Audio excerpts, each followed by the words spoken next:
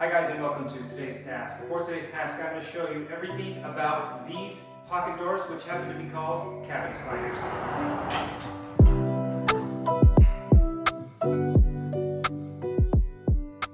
For today's task, we are partnering with cavity slider doors.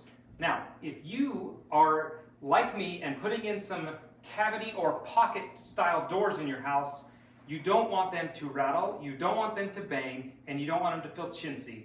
And there are certain ways to do that. And one of the ways is to buy an entire kit where the door comes, it's all built, and they just set it in place. That wasn't an option on any of our pocket doors for this house. I was told by my door dealer that I have to use these buildable kits, so I got online, just like you are, on YouTube, researching how to build these door kits, and I came across none other than Matt Reisinger's channel, in which I thought, oh, perfect, Matt's doing this, I better look at it.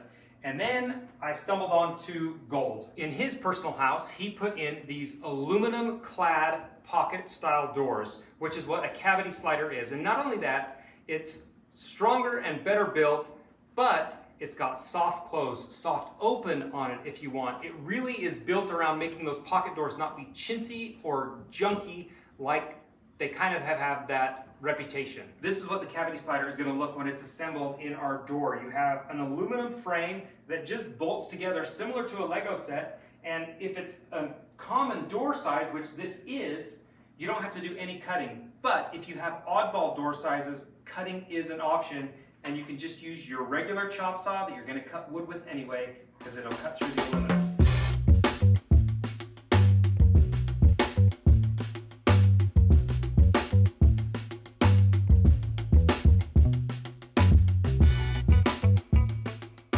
John, he's a rep for cavity sliders, and he is here today to help us install these so that they're done correctly. So what is your best method for how you like to lay them out when you install them? Sure, so when you open the box, you're just gonna have a lot of aluminum extrusions.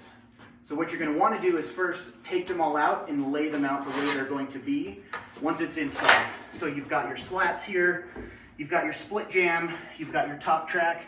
The best thing is just lay it all out, and then we attach the clips for the slats and the split jamb. One thing I want to show you is the top track. This will bolt up to the ceiling, and this is what your door hangs from. And if you look how sturdy that is, this is all one piece of aluminum that's been extruded. That's as rigid as it gets. So we put these on each end of these. Each one of these gets it, and then you get 2 gold screws through to attach the slats on. Okay. So if you've got... And what are these pieces called? These are the slats. Slats, okay. So these slats are part of the structural support of the whole thing, so it holds the frame together. At the same time, you can use them for support for something that's hanging on your wall. If you have a towel bar, grab bar, something like that, they can be positioned in the frame where you need them to attach cabinets, to attach whatever you're attaching to that wall. That's a big deal. Yeah. I know with a lot of pocket doors before, there were such thin pieces of wood that you couldn't attach anything to it. You couldn't even bump it, or I swear it was going to send everything out of track. Yep.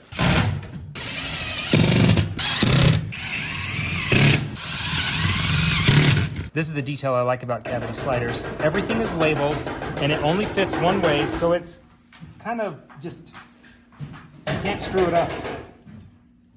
One tip is to make sure these are pressed in tight all the way, because if this is off, it could send things askew just a little bit. These corner clips put everything together, and they fit into grooves, so you know you're square when you're finished with your product.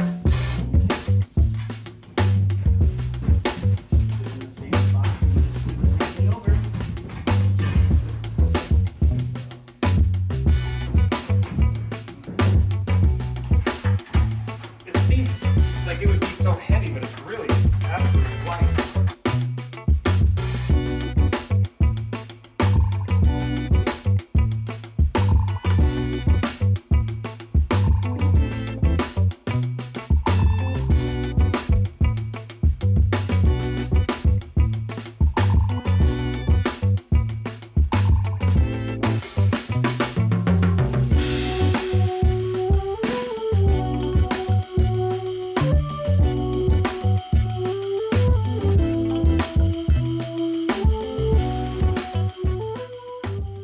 Down here in the basement, we have to cut our sliders to dimension. So if you go to the Cavity Sliders website and put in what your door is, this is a 2670 door.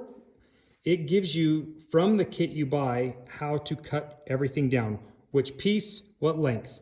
This piece, that length. And then you just follow that, and then it will fit perfectly in your rough opening. The dimension for this one is 60 inches, but on this one, you really need to make sure you're not cutting this notched end. This is how your wheels get into this track, and that's how they're accessible to change or work on if you need to work on the door for any reason later on. So we're gonna measure 60 this way and cut it.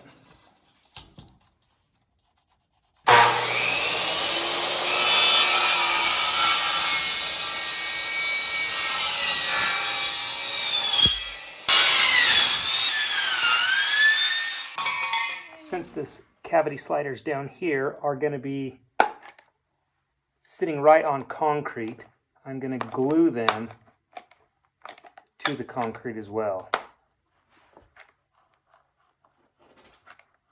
Extra glue never hurt anything.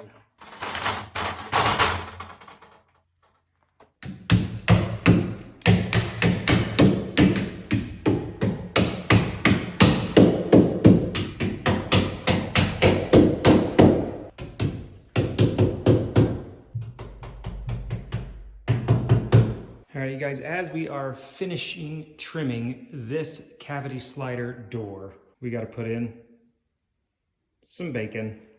That's what I call it, bacon strips.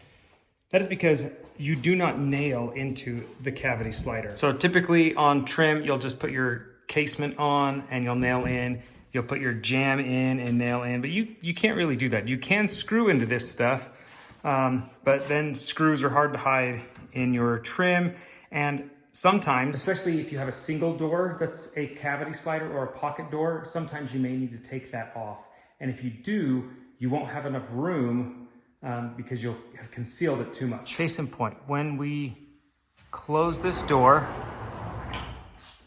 soft close that door that is, you cannot see the back of the door because the trim is covering it, and you can't really see the top of the door because the trim is covering that as well. And so you run into an issue of not having enough room to get the door out. Now in a double door, you can always get them out because you have plenty of room to keep going that way. So it's a simple fix, but on a single, you can't. So Cavity Sliders has come up with a really cool method for making their doors accessible after the fact. You take your jamb and you put a dado in it. Now, if you don't know what a dado is a recessed line in a piece of wood that allows something to go into it. Usually another piece of wood will go into that and they create a bond or a joint. But in this case, it is for our bacon. It goes in. Now, this one I did a little bit too big, so we've got to change it. But you need a 1/8 inch dado. Then you put your jamb over the top and you can pop your jamb on and off. These have little bitty teeth that you can kind of see, and they help hold it into the aluminum cavity and they help hold it onto your piece of trim. MDF will work for this, but I actually tried a piece of MDF and I saw that I was getting just too much tension and it felt like it was gonna split. MDF can separate really easy if it's not bonded well, and where you can't really glue it, I didn't want that. So I went to Lowe's or Home Depot, they'll have it, and I bought primed pine. So this is primed trim pine. It actually has an eased edge on it. And I put my dado in that because it's gonna be a lot stronger. Now with our bacon pieces in place, we can take our trim piece, line it up on that dado.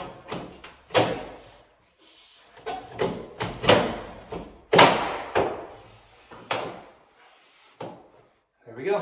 That's pretty slick how quick that goes in, and then you can still put your casing and header on that. Now when you put your casing and header on, you'll definitely adhere that to this portion, but you can always pull this bit of jamb off later on. So you take your piece of trim that you've dadoed. How I dadoed these was with a regular table saw, and I just did one pass and then moved it over a 1/16 of an inch, so I got that full 1/8 inch, because the blade typically is only like 3/32 or a little bit less, so.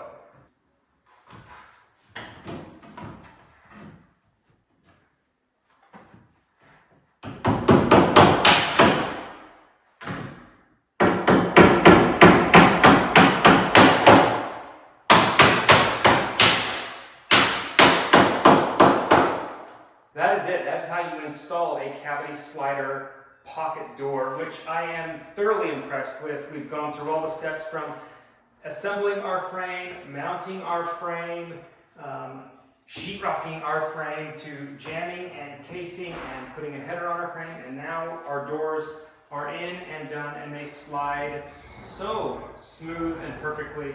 I couldn't be happier with the results that we have with these. So if you're interested in these cavity sliders, I will link them in the description down below. If you're new to the channel, hit the subscribe button. It truly helps our channel grow and gives us an opportunity to create these videos continually for you.